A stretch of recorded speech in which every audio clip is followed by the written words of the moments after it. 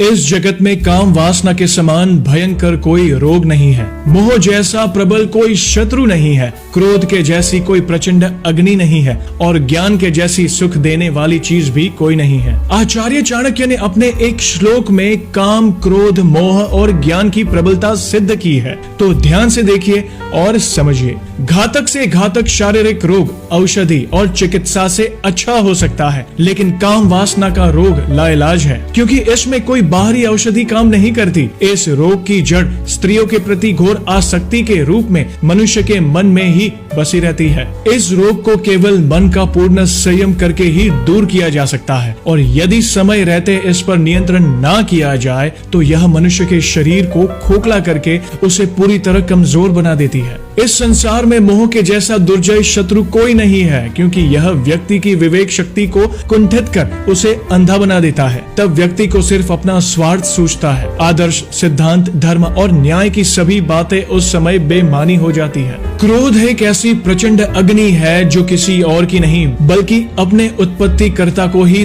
तिल तिल जलाती और नष्ट करती रहती है। जिस समय मन में क्रोध उपजता है उस समय व्यक्ति बिल्कुल मूर्ख हो जाता है। उसका ज्ञान, बुद्धि और विवेक एक क्षण में नष्ट हो जाते हैं। शरीर का बल तेजी से घटने लगता है और वह ऐसा कार्य कर बैठता है जिसे करने के पश्चात वह लंबे समय तक दिन रात दुख की आग में जलता है।